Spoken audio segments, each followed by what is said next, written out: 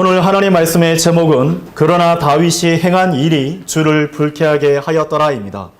오늘 본문 말씀은 사무엘 기하 11장 26절에서 27절까지의 말씀입니다. 우리가 사무엘 기하 11장 1절에서 25절까지 살펴보는 동안 다윗과 밧세바가 하나님을 찾았다고 하는 장면을 여러분 찾아볼 수 있었습니까? 저는 없었습니다. 다윗은 여전히 어리석은 모습으로 악행을 저질렀습니다. 그는 자기 마음과 생각에서 하나님을 완전히 잊어버린 사람 마냥 행동하고 있었습니다. 우리아를 죽였고 그 악행을 성사하기 위해서 자신의 백성 중 일부를 죽음에 몰아넣기까지 하였습니다. 이로 인해서 몇몇 여자들은 과부가 되었고 몇몇 이들은 아버지가 없는 고아 상태로 남겨져 버렸죠. 하나님께서 다윗에게 자신의 양을 먹이라고 이스라엘 왕이 되도록 하셨는데 다윗은 그 명령을 완전히 잊어버린 사람 마냥 우리 앞에 서 있는 것입니다. 밧세바는 어떻습니까? 그녀가 하나님과 남편 앞에서 정절을 지키고자 했다면 어떻게 반응을 했어야 될까요? 이와 같은 끔찍한 일이 일어나지 않았을 것이라고 저는 생각합니다. 즉, 혹여나 밧세바가 그렇게 왕이 궁전으로 초대했을 때, 왕궁으로 초대하였을 때, 또 다윗이 자신의 몸을 정결케 해서 동침하자라고 권유하였을 때에 하나님께 외쳤더라면 어쩌면 하나님께서 즉각적으로 개입하셨으리라고 저는 그렇게 믿습니다. 그러나 밧세바는 그러지 않았어요. 그로 인해서 그녀는 자신의 유일한 남편을 잃어버리는 대가를 마주하게 되었습니다. 밧세바는 자신의 죽은 남편을 애도하고 묻었습니다. 그녀는 주님을 올려다보지도 않았고 그때까지 하나님을 찾지도 않았어요. 그녀의 눈은 하나님을 바라보지 않았어요. 그녀의 눈은 이제 다윗 왕에게 고정되어 있었던 것입니다. 어찌 보면 궁전에 들어갔을 때에 보였던 자신이 한 번도 누리지 못했었던 그 모든 것들이 즐비하게 보였을 때 이것이 이제 드디어 내가 누릴 수 있는 부귀 영화이겠구나라고 생각했을지도 모르겠습니다. 다윗은 종욕의 대상을 소유했습니다. 대부분의 사람들에게 그는 불쌍한 과부를 집으로 데려가 그녀를 구조해 준 고결한 왕으로 보였을지도 모르겠습니다. 예식이 거행되었고 얼마 뒤 밧세바는 출산을 했죠. 범죄가 성공적으로 은폐된 것으로 보입니다. 자, 끝났어. 이제 아무런 일도 없는 거야. 이제 평화만이 지속되는 것이야. 범죄가 성공적으로 은폐되었고 성공적으로 모든 사람들은 알지 못하는 그런 것처럼 보입니다. 다윗은 이제 합법적으로 자신의 아내로 취한 여인 앞에 앉아서 건강하게 태어난 아기를 애정이 어린 눈빛으로 바라보면서 미소를 짓고 있었을지도 모르겠습니다. 그들은 자신들이 받을 벌로부터 교묘히 벗어난 것처럼 보입니다. 기쁨과 만족도 있었고 인생은 그렇게 평온하게 흘러가는 것처럼 보입니다. 하나님께서 마치 눈과 귀가 없으셔서 이 모든 일에 대해서 아예 모르시거나 침묵을 지키고 계시는 것입니까? 하나님께서 우리아의 억울한 죽음과 다윗에게 돌보라고 주신 이스라엘 백성이 무죄한 죽음 가운데 처한 것을 정녕 모르시는 분이십니까? 죄인들은 이렇게 말합니다. 하나님은 없노라. 내가 이것을 행하는 동안 신은 침묵하고 있지 않느냐? 성도들이 거룩하고 순결한 삶을 살도록 이끌어야 할 책임을 가지고 있음에도 불구하고 정욕을 따라 행하여 배교해버린 타락한 목자들은 이렇게 말합니다. 내가 정말 그 일을 한 게 맞다면 왜 하나님께서 내게 심판하지 않으시겠습니까? 만일 내가 행한 것이 맞다면 하나님께서 왜 이렇게 큰 교회 건물을 신축할 수 있도록 해주셨겠어요? 라고 주장합니다. 죄인들과 타락한 육신적인 성도들이 말하는 것처럼 정녕 하나님께서는 사람들의 길에서 벗어나서 순찰자를 두지 않으셨고 사람의 마음속에 벌어지는 모든 생각과 의도들을 모르시는 분이십니까? 우리가 살펴본 다윗의 이야기가 만일 여기까지 끝났더라면 이는 거룩하신 하나님의 의에 반하는 가장 심각한 범죄가 성경에 기록된 한 예로서 우리는 하나님을 믿고 두려워할 만한 근거를 잃어버리게 되는 것이죠. 그러나 하나님께서는 에스겔서 8장 12절과 18절에 이렇게 말씀하셨습니다. 그때 그분께서 나에게 이같이 말씀하셨느니라. 사람의 아들아, 너는 이스라엘 집의 원로들이 어두운 데서 모든 사람마다 자신의 조각상을 둔 방실들에서 무엇을 행하는지 보았느냐? 이는 그들이 말하기를 주께서 우리를 보지 아니하시는도다. 주께서 땅을 버리셨도다 하기 때문이라. 18절. 그러므로 내가 또한 노여움으로 그들을 대하겠노라. 나의 눈이 아끼지 아니할 것이요 또한 나는 동정하지도 아니하겠노라. 그런즉 그들이 나의 두 귀에 대고 하나의 큰 목소리로 부르짖을지라도 그럼에도 나는 그들의 말을 듣지 아니하겠노라. 이렇게 말씀하셨습니다. 하나님 앞에 숨겨질 비밀이란 아무것도 없다라고 주님께서 선언하셨던 것입니다. 그동안 일어난 사건들 속에서 다윗이 하나님을 제외시켰기 때문에 하나님께서도 이에 대해서 개입하지 않기로 결정하신 것뿐입니다.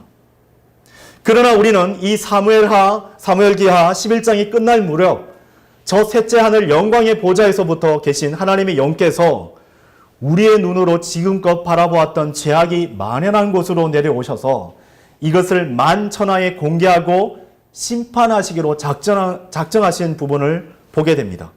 뭐라고요? 그러나 다윗이 행한 일이 주를 불쾌하게 하였더라. 우리는 이 두려운 현장에 서서 거룩하시고 공의로우신 하나님께서 죄를 행하기로 작정한 혼을 이제 어떻게 다루시는지를 살펴볼 것입니다. 우리 또한 두려운 마음으로 이 말씀에 경청하기를 바랍니다.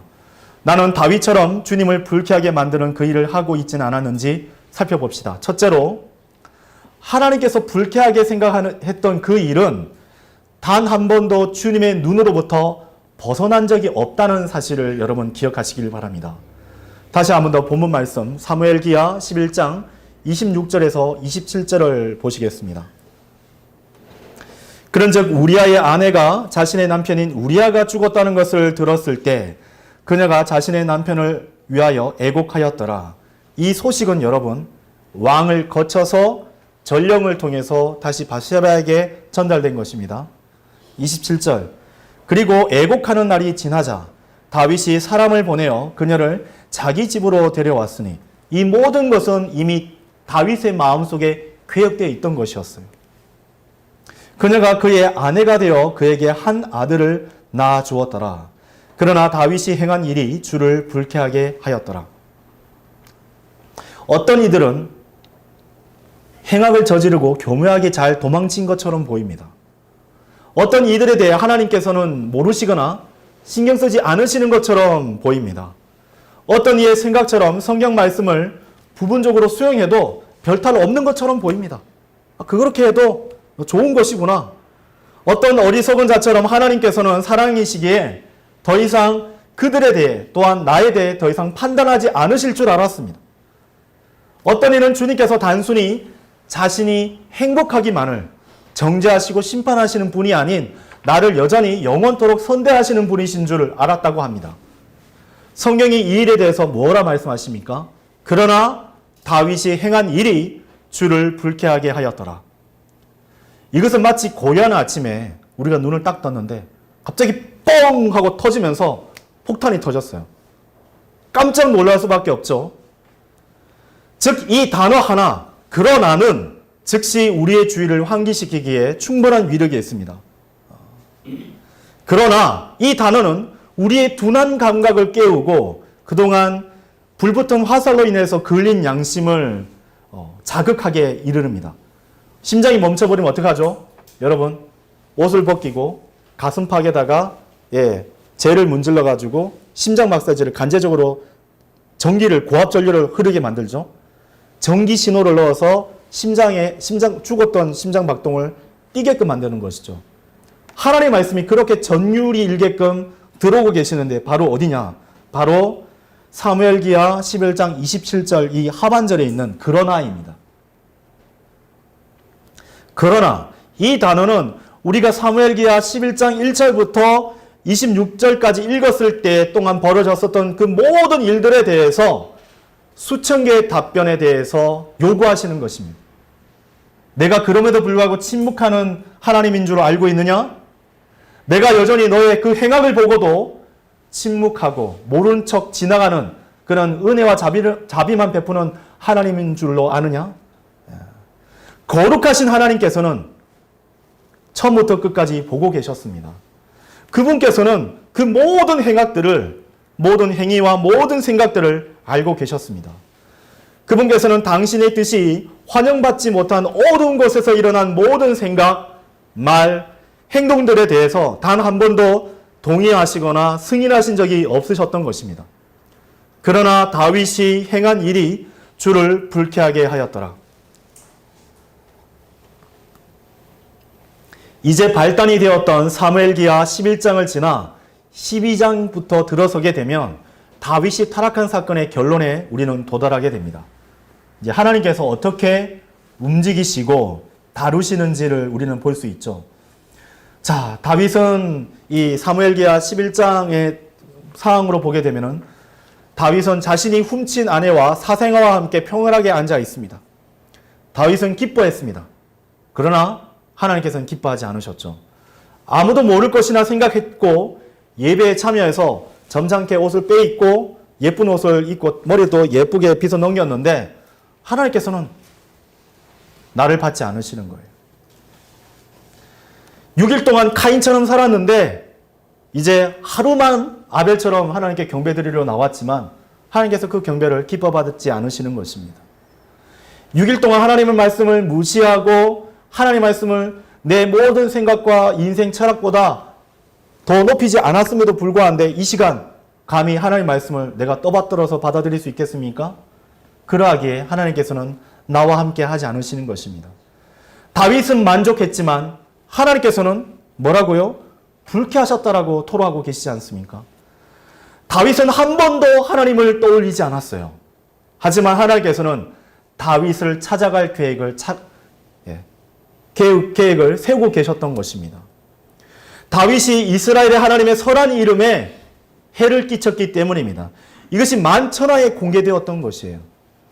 이 소문은 다리가 있는 말처럼 모든 나라에 아마 퍼졌을 것입니다. 우리가 나중에 이제 역대기 상하를 보게 되겠지만 다윗이 모든 것을 잘했지만 이 우리아를 죽이고 밧세바를 간음했던 사건에 대해서는 잘못했다라고 딱 한 줄로 표시가 되어 있어요. 사람들의 명예를 지키기 위해 지극히 높으신 분은 움직이지 않으실 것이지만 하나님의 거룩한 이름의 명예와 또 하나님의 말씀을 지키기 위해서라면 어떻게 하신 줄 아십니까? 주님께서는 자신의 종을 보내어서 역사하실 것입니다. 우리는 그 광경을 보게 될 것이에요. 우리 각자가 오랫동안 축복받은 삶을 살고 오늘부터 진리와 의의 길을 걸으며 우리의 삶이 무수한 혼에게 진정한 축복과 힘의 원천이 되기를 간절히 희망한다면 여러분 이제 이 교훈을 분명히 배우시기를 바랍니다. 잠언 15장 3절입니다. 주의 눈들은 모든 곳마다 그 안에 있으면서 악한 자들과 선한 자들을 보느니라. 하나님께서는 모든 사람들을 보고 계신데 악한 자들뿐만 아니라 선한 모든 자들도 보고 계시는 것입니다. 시편 139편 7절에서 12절 말씀도 찾아보십시오. 시편 139편 7절에서 12절의 말씀입니다.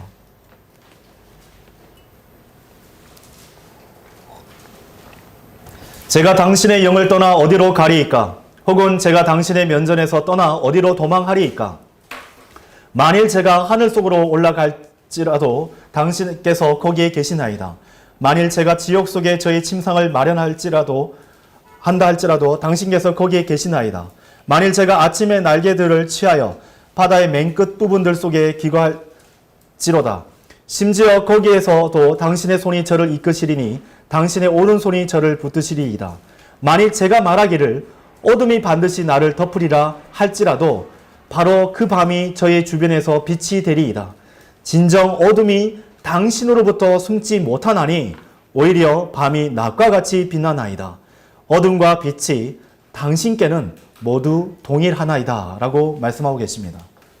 하나님께서는 어둠 속에서도 빛 가운데서도 동일하게 모든 것을 살피시고 검토하시고 주관하시는 하나님이십니다. 그리고 그 하나님께서는 바로 이 자리에도 함께 계십니다. 그분께서는 우리 모두에 대해서 알고 계시며 우리의 속마음을 다 알고 계십니다. 우리의 악행이 그분의 눈을 벗어난 것처럼 보일지 모르지만 그분은 우리가 죄에 우리 자신을 내어주도록 그분의 말씀을 어기면서 내버려 두시기에는 여러분, 우리를 너무나도 사랑하시고 우리를 죄로부터 돌이켜서 거룩한 사귐 가운데 초청하시는 분이십니다. 우리를 포기하시는 분이 아니세요. 다윗의 죄악에 대한 가장 끔찍한 이 기록에서 발견된 진리가 왜 존재하는지 아십니까? 바로 하나님께서는 이 성경 기록을 통해서 우리가 교훈을 얻기를 원하시는 것입니다. 그렇게 행하지 말라. 그렇게 그 길을 지속하지 말라. 돌이키라고 지금도 외치고 계시는 것입니다. 우리가 부끄러움과 실패의 길을 계속해서 걷지 않도록 우리가 멈추고 되돌아오기를 지금도 간절히 바라고 계시는 것입니다. 그러나 다윗이 행한 일이 주를 불쾌하게 하였더라. 두 번째로 살펴볼 내용은 하나님께서 불쾌하게 생각했던 그 일로 하나님께서는 나를 여전히 판단하신다는 사실을 알아야 합니다. 사무엘기하 12장 1절에서 4절의 말씀을 보시겠습니다. 사무엘기하 11장 1절에서 4절 말씀을 보십시오. 소리내어 함께 읽겠습니다. 시작. 이후에 주께서 다윗에게 나단을 보내셨더라. 그런즉 나단이 다윗에게 와서 그에게 이같이 말하였더라. 한 도시 안에 두 남자들이 있었는데 한 명은 부유하고 다른 한 명은 가난하였나이다. 그 부유한 남자에게는 지극히 많은 양떼들과 소떼들이 있었나이다. 그러나 그 가난한 남자에게는 그가 사서 키운 작고 어린 암양 한 마리를 제외하면 아무것도 없었나이다. 그러자 그것이 그와 그의 자식들과 함께 자랐나이다. 그것이 그가 먹는 그의 음식을 먹고 그가 마시는 그의 잔에서 마시고 그의 품 안에 누웠으니 그에게는 한 명의 딸과 같았나이다.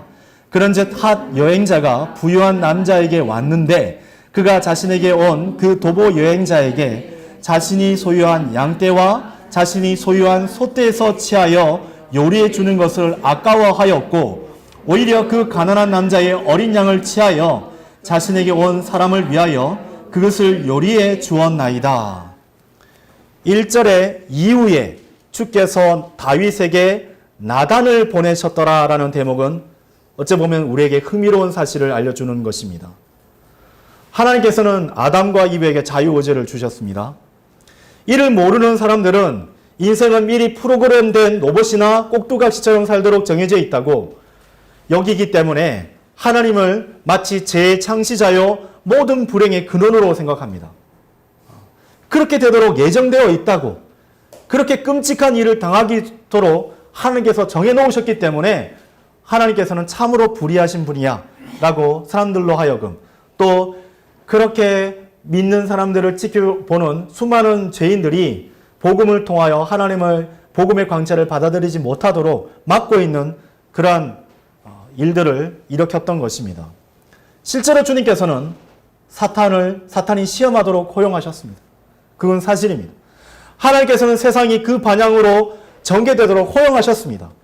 하나님께서는 사람들이 자유롭게 선택할 수 있도록 허용하셨던 것입니다. 이는 모두 하나님께서 사랑을 원하시고 서비스를 원하시는 게 아니기 때문입니다. 로봇처럼 입력값을 입력해서 이 사람은 처음부터 구원받기로 작정되었고 또 그렇게 지역교회에 와야 하며 그의 전 생애가 하나님께 드려지도록 하나님께서 그렇게 예비하신 것이 아니에요. 그렇게 정해놓은 것이 아닙니다. 하나님께서는 사람을 억지로 자신을 사랑하라고 역사하시는 분이 아니십니다. 왜냐하면 우리에게 자유의지를 주셨기 때문입니다. 우리 스스로 겸손하여서 하나님께 드리겠다라고 우리가 기도하면 하나님께서 우리에게 복을 주셔서 그러한 일들을 할 수 있도록 지혜와 그만한 능력을 우리에게 주시는 것이죠. 야고보서 1장 12절은 이렇게 말씀하십니다. 시험을 견디는 사람은 복을 받느니라. 이는 그가 시련을 받은 후에 그는 주께서 그분을 사랑하는 자들에게 약속하신 생명의 왕관을 받을 것이기 때문이라고 말씀하셨어요. 여러분, 시험을 견뎌내는 자는 복을 받게 되는 것입니다. 주께서 자신을 사랑하는 자들에게 약속하신 생명의 왕관은 시련을 견뎌내야 하는 조건부로 받게 되는 것입니다.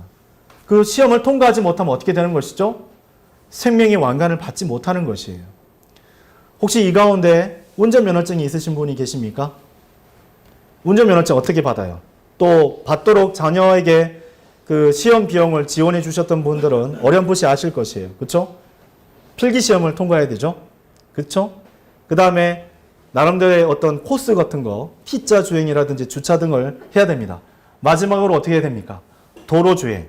정말 실시간으로 벌어지는 그렇게 이렇게 면허시험장 안에 있는 것이 아니라 바깥에 미리 정해져 있지 않는 돌발 사항에 대해서 이 사람이 신호를 지키는지, 제대로 멈췄는지, 주변을 둘러보는지 이것을 다 감독관이 보고 이상 없으면 어떻게 합니까? 합격이라고 주고 면허증을 부여받게 되는 것이죠. 마찬가지예요.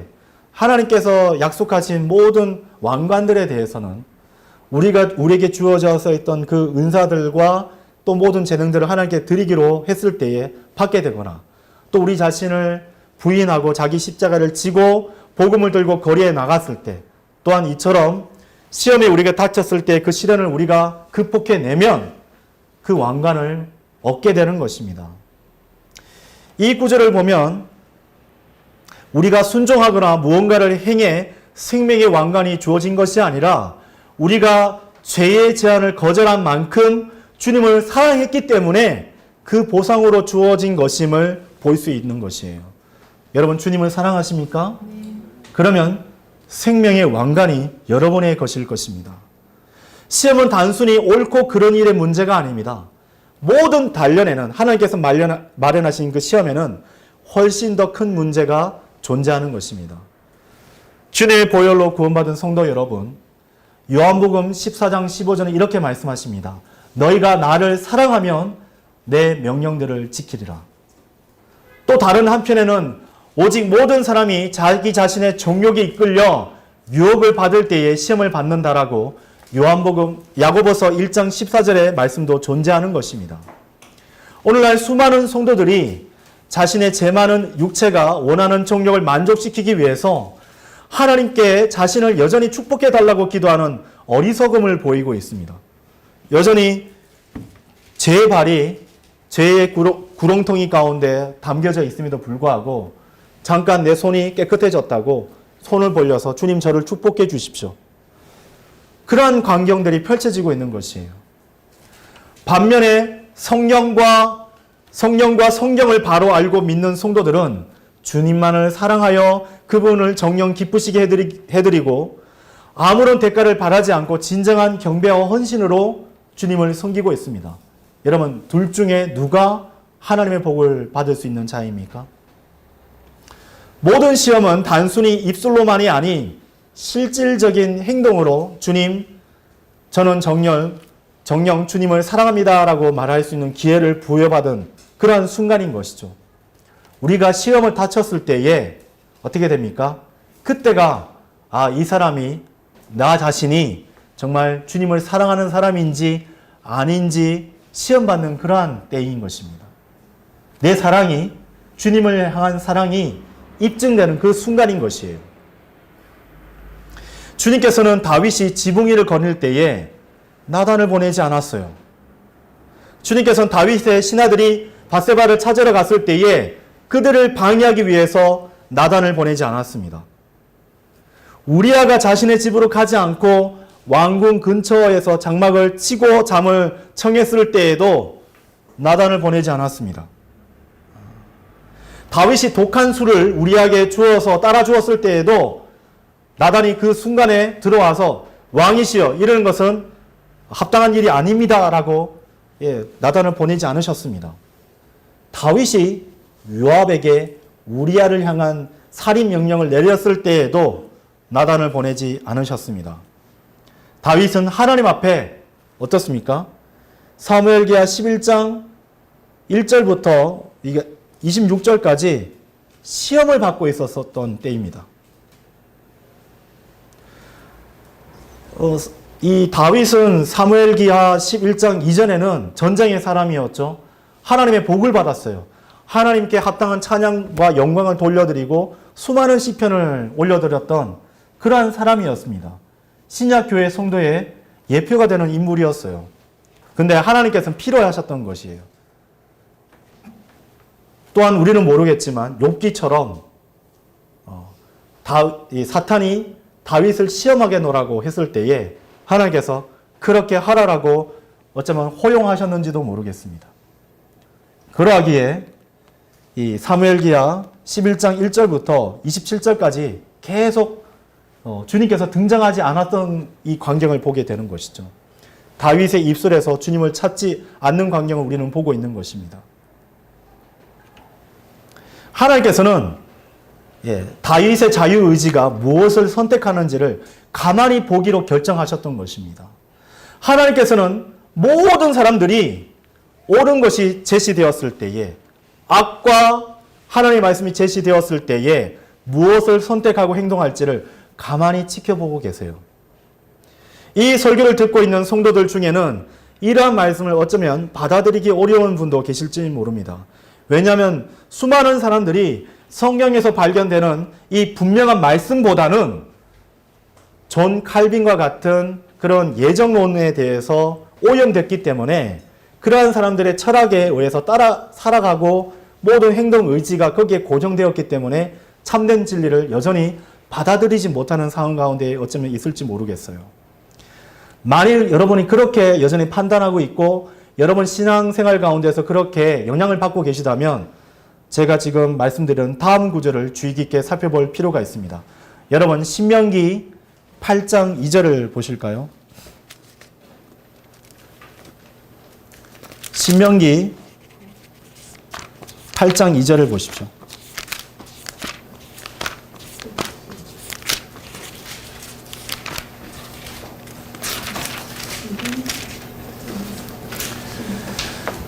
그리하여 너는 주 너희 하나님께서 이 40년 동안 광야 가운데서 너를 이끄신 그 모든 길을 기억할지니라.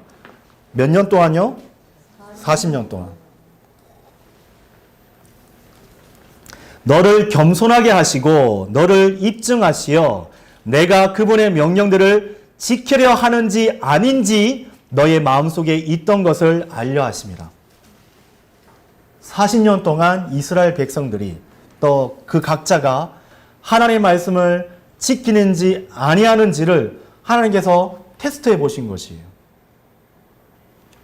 하나님께로부터 온 그 명령에 예스를 할 것인가 노라고 할 것인가 지켜보신다는 분명한 말씀입니다. 여러분 사사기 3장 4절 말씀을 찾아보실까요? 사사기 3장 4절입니다.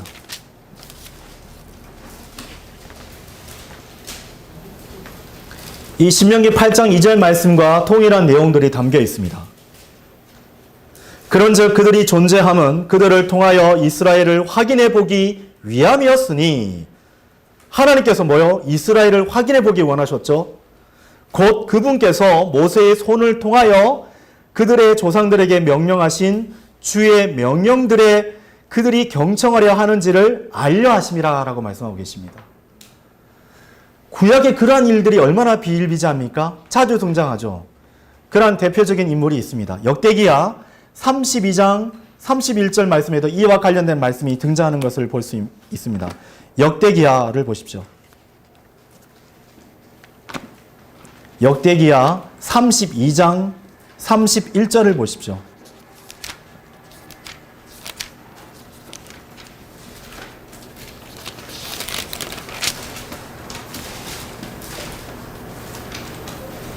역대기야 32장 31절. 여기에 히스키야가 하나님께 시험을 받는 광경이 나오죠. 하지만 그 지역에서 행해진 이적에 관하여 문의하기 위하여 그에게 사절을 보낸 바빌론 통치자들의 대사들의 임무로 하나님께서 그 히스키야입니다. 히스키야 왕을 시험하심으로써 그를 떠나셨으니 그분께서 그의 마음 안에 있었던 모든 것을 알려 하심이라.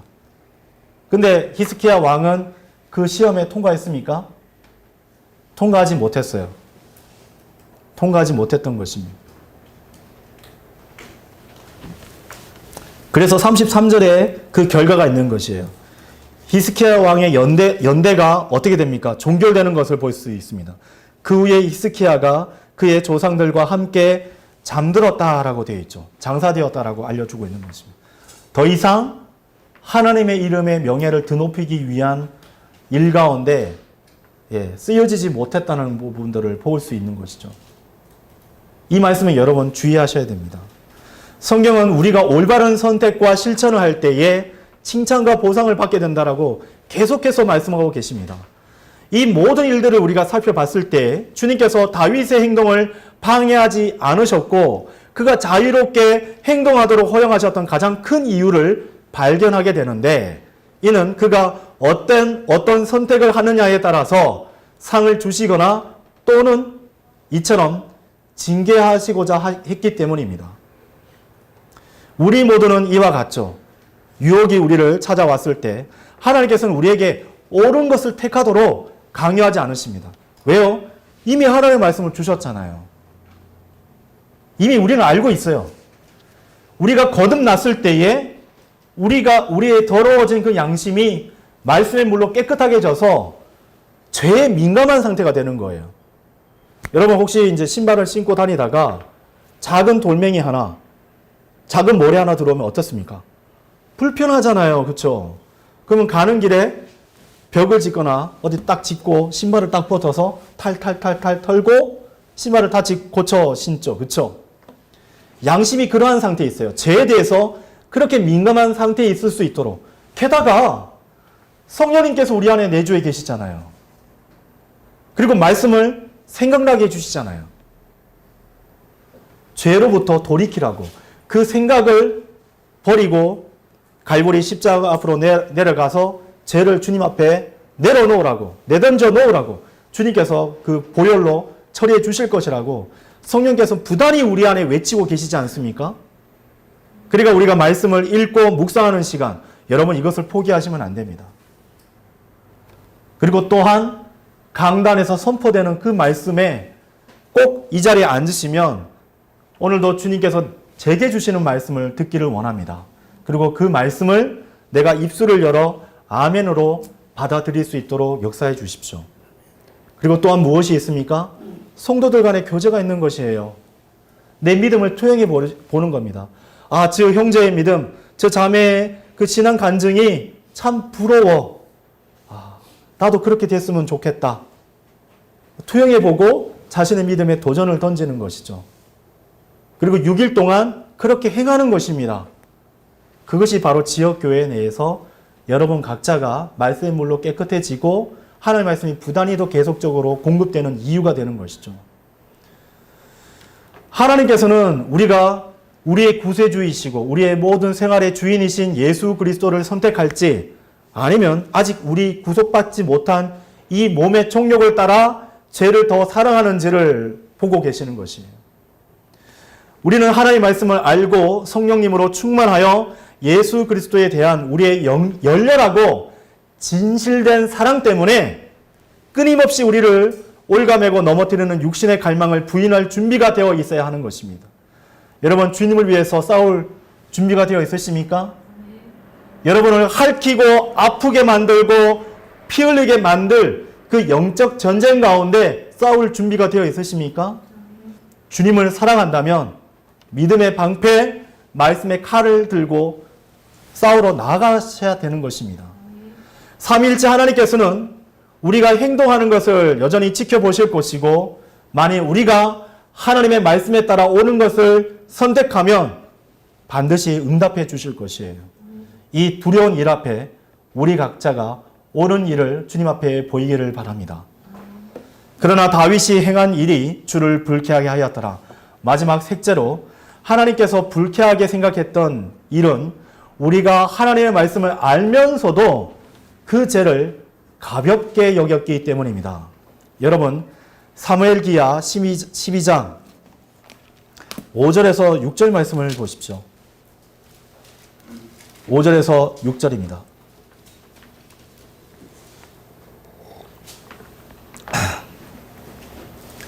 소리내어 읽겠습니다. 시작. 그러자 그 남자에 대하여 다윗의 분노가 대단히 크게 타올랐더라. 그리하여 그가 나단에게 이같이 말하였더라. 주께서 살아계심을 두고 맹세하노니 이 일을 행한 그 남자는 반드시 죽으리라. 그리고 그는 그 어린 양을 4배로 대갚아야 하리니 그가 이런 짓을 행하였기 때문이요 그에게 동정심이 없었기 때문이라. 우리는 이제 나단의 이야기를 보고 생각해 볼 필요를 느낍니다. 부유한 남자는 자신이 필요로 하는 모든 것 이상으로 많이 가지고 있었어요. 그럼에도 불구하고 가난한 남자의 유일하고 소중한 재산을 차지하기 위해서 그것을 빼앗기 위해서 자신의 능력과 권위와 부귀를 사용했죠. 가난한 사람은 자신의 어린 양 한 마리를 사랑했지만 그것을 보호할 능력이 있었습니까? 없었던 것이에요. 이 이야기를 들었던 다윗은 어땠어요? 부유한 남자가 가난한 남자의 인생을 끝내버린 것에 대해서 크게 화를 내었던 것입니다. 뭐라고 했어요? 다윗의 분노가 대단히 크게 타올랐더라. 작게 얘기한 것도 아니에요. 어쩌면 그렇게 할 수가 있어요? 라고 한 게, 어떻게 그렇게 할 수 있느냐? 그는 반드시 죽으리라. 그런데 여러분, 놀라운 사실 한 가지를 발견할 수 있습니다. 우리는 다윗이 구약 성경을 직접 찾아보지 않고도 구약 성경을 인용한 사실을 볼 수 있어요. 여러분, 출애굽기 22장 1절을 보실까요? 출애굽기 22장 1절을 보세요.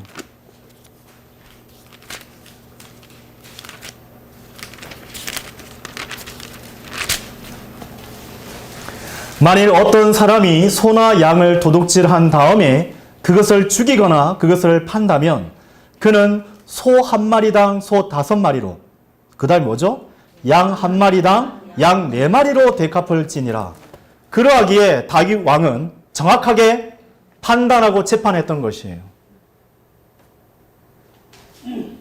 우리아의 억울한 죽음이 여러분 떠오르십니까? 간음한 자가 어떠한 벌을 받는지 여러분 떠올려 볼 수 있습니까? 다윗 왕은 구약의 절반 이상을 아마 외웠을 것이라고 저는 생각해요. 그 위대한 시편들을 작성했었던 사람 아닙니까? 어찌 보면 인원수 한 400~500명 되는 어떤 지역교회의 목자예요. 아주 대단한 능력이 있는 사람이에요. 근데 죄를 저질러 놓고도 뻔뻔하게 자신이 죄를 저질렀던 거는 감췄다고 성공했다고 믿고 어떤 한 형제에 대해서 자기 마음을 불쾌하게 했었던 그 형제에 대해서 성경을 신구약을 오고 가면서 막 정죄를 하는 거예요. 그거와 같은 짝인 것입니다. 보십시오. 성경을 잘 아는 이가 알면서 하나님의 말씀을 고의로 어기고 악행을 서슴없이 저지른 광경을 우리는 보고 있는 것이에요. 에레미야서 17장 9절에서 10절은 이렇게 말씀하십니다. 마음은 만물보다 거짓되고 극도로 사악하니 누가 마음을 알 수 있으리요. 하나님께서만이 알고 계시죠? 10절 나 주는 마음을 살피고 나는 중심을 시험하여 증명하노니 곧 모든 사람에게 저마다 그의 길들에 따라 그가 행동하는 것들의 열매를 따라 주기 위함이라 라고 말씀하고 있습니다. 주님께서는 모든 것을 시험하셨고 증명하셨어요. 이것이 우리의 마음을 신뢰할 수 없는 분명한 이유가 되는 것입니다. 왜냐하면 우리의 마음은 사악해요. 하나님의 말씀이 없이는 하나님 앞에 감히 서 있을 수 없어요. 이것이 우리가 주님의 말씀 없이 행동하기에 부적합한 이유가 되는 것이에요. 다윗 왕이 옳고 그른 것, 정의, 보복, 공정한 재판 등 원칙에 대해서 눈이 멀지 않았다는 것을 분명하게 보여주는 대목을 우리를 보고 있는 것입니다. 그 남자는 반드시 죽으리라. 그 어린 양을 4배로 대갚아야 할 것이다 라고 얘기했어요. 우리는 여기에서 하나님 말씀으로 다른 성도들을 통제하려 들면서도 정작 자기 자신에 대해서는 하나님 말씀을 적용하지 않는 끔찍한 위험이 여전히 각 지역교회마다 또 우리 주변에 도사리고 있다는 사실을 배워야 합니다. 또한 다른 사람들이 범법을 저질렀을 때에 그들을 막 손가락질하면서 비난하면서도 거룩함에 반하는 자기 자신의 더 큰 범죄는 모른 채 하는 위선을 또한 볼 수 있죠. 다윗만이 형제의 눈 속에 있는 티는 보지 못하면서도 자신의 눈 속에 있는 들보를 보는 사람이라고 생각해서는 안 됩니다. 우리 모두 그러한 위선을 저지를 수 있기 때문입니다. 우리 역시 다른 사람들의 행동을 바라보는 것처럼 우리의 행동을 직접 바라보지 않기 때문에 여전히 잘못된 길들 가운데 행하면서도 이 말씀이 강단에서 선포될 때에 교제 가운데 내 양심에 성령님께서 계속 찔림을 주시면서도 불구하고 우리는 꿈쩍도 하지 않는 거예요. 그러면 어떻게 하는 줄 아십니까? 하나님께서는 나단을 우리에게 보내주시는 것입니다. 우리의 자기 사랑은 우리의 행동을 정당하도록 강요해요. 괜찮아. 괜찮은 거야. 우리의 이기심은 우리가 다른 사람의 어린 한 암양을 취할 수 있는 자격이 있다라고 주장합니다. 우리는 다른 사람들의 실패를 정당화하는 만큼 주님의 명령에 따라 다른 사람을 사랑하려고 하지 않아요. 우리는 눈을 크게 뜨고 다른 사람들의 죄를 여전히 쳐다보고 비난하고 헐뜯습니다. 그렇지 않습니까? 저 사람은 하나님의 말씀 존중할 줄 몰라. 좋아요. 다 좋아요. 그러면 우리는요? 우리는 하나님의 말씀 앞에 그렇게 떳떳한 사람들입니까? 하나님의 말씀이 이렇게 주어졌음에도 불구하고 우리는 하나님 앞에 고개를 들 수 있는 그러한 의인들입니까? 그렇지 않습니다. 그렇기 때문에 우리에게는 하나님의 말씀인 성경과 설교와 성도들 간의 교제가 필요한 것이에요. 그렇기 때문에 우리는 자기 사랑과 정욕을 실현하는데 눈 감아주는 친구나 죄를 정당화시키고 합리화시키는 그런 배교한 설교자들을 선택할 수 없는 것입니다. 그러한 것을 듣고 귀담아 들을 필요는 없어요. 분명한 것은 여러분 그것을 볼 필요는 있어요. 검토는 분명히 하십시오. 다른 사람들은 듣지 말라고 하는데 저는 아니에요. 보십시오. 보시고 검토하셔야 돼요. 누구 말이 옳은지 하나님의 말씀에 빗대어 내 안에 계신 성령님께서 누구 말이 옳은지를 알려주시는지 여러분 반드시 검증하셔야 됩니다. 강단에 선포하는 이 설교자의 말을 100% 믿지 마십시오. 말씀으로 검증하셔야 돼요. 열매를 보고 판단하셔야 됩니다. 그렇지 않던 사람들이 소경을 따라 소경이 되어서 구렁텅이에 빠지고 있는 것이죠. 다윗에게 나단이 필요했듯이 우리의 삶에도 나단이 필요한 것입니다. 우리 주위에 진실을 말해줄 사람이 있어야 합니다. 왜냐하면 우리는 우리의 발이 넘어지도록 지켜줄 만큼 우리 자신에게 충분히 정직하지 않기 때문입니다. 여러분이 그렇게 의롭습니까? 그렇게 합리적이고 하나님의 말씀에 통달하여서 모든 것을 분별하고 통찰하는 그런 분이십니까? 아니지 않습니까? 우리는 하나님의 말씀이 필요한 사람들이에요. 그들이 여러분에게 쉽게 다가갈 수 있고 여러분 앞에 담대하게 말하듯이 또한 우리는 나 자신뿐만 아니라 나단이 필요한 사람이기도 하지만 또한 모든 사람들 앞에 나단과 같은 사람이 되어야 합니다. 우리 모두에게는 그러한 진정한 동반자가 필요합니다. 우리 모두가 다윗 앞에서 나단과 같은 사람이 되어야 하고 우리 또한 하나님께서 우리에게 나단과 같은 진정한 동반자를 주시기를 또한 우리 모두가 다윗 왕 앞에 나단과 같은 사람이 되기를 바랍니다. 이 설교의 결론을 맺겠습니다. 사람의 눈에서 그의 죄를 숨기려고 노력했던 다윗의 모든 노력이 여러분 성공했습니까? 아니죠. 주님께서는 모든 것을 보고 계셨습니다. 히브리서 4장 13절은 이렇게 말씀하십니다. 어떤 창조물도 그분의 목전에서 명백하게 드러나지 않는 것은 없느니라. 오히려 우리가 설명해야 하는 대상이신 그분의 눈들의 모든 것들이 벌거벗은 채로 드러나 있느니라. 드러나 있느니라. 현재 진행형이죠.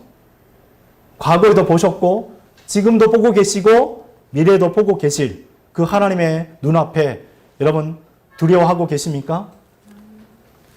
우리에게 이 히브리서 4장 13절과 그리고 이 사무엘기야 이 본문 말씀은 어찌 보면 경고도 될 수 있고 어찌 보면 축복 중 둘 중 하나가 될 것입니다. 그렇지 않습니까? 이 설교를 들었던 사람들은 아마 이럴 것이에요. 하나님께서 나를 지켜보고 계신다는 것이 두려워요. 경고예요. 심판으로 보여질 수 있어요. 아니면 그 말씀이 너무 위로가 돼요. 기쁨이 돼요. 복이 돼요. 각자의 그런 반응들이 여러분에게 있으실 것입니다. 다윗은 이 사무엘기야 11장 이것을 기간으로 따지면 아기가 태어나는 기점까지 생각하면 대략 적어도 여러분 약 1년이 넘는 기간 동안 하나님을 올려다보지 않고 잊고 살았을 것입니다. 이것이 다윗의 암흑기예요. 우리 각자에도 그러한 기간이 있을 수 있어요. 그러나 하나님께서는 처음부터 끝까지 다윗을 보고 계셨습니다. 그분께서는 간음에 대해, 살인에 대해 그 모든 것을 알고 계셨습니다. 우리 가운데 죄악의 음침한 동굴에 숨어 자신의 쾌락과 자기 사랑을 실현하는데 시간을 여전히 허비해버리는 사람이 있다면 여러분 정신을 차리십시오. 이제 그분께서는 회개보고를 요구하러 오실 것이기 때문입니다. 우리가 주님의 이름을 직접 우리의 이 두 귀로 듣든지 아니면 우리가 주님 안에서 잠들든지 둘 중 하나가 될 것이에요. 예.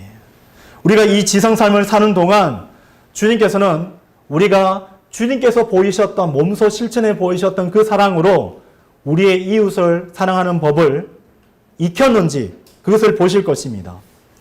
주님께서 주신 그 사랑으로 가정과 우리의 사랑하는 남편과 아내 그리고 우리의 이웃, 교회 지체들을 사랑했는지를 살펴보실 것이에요.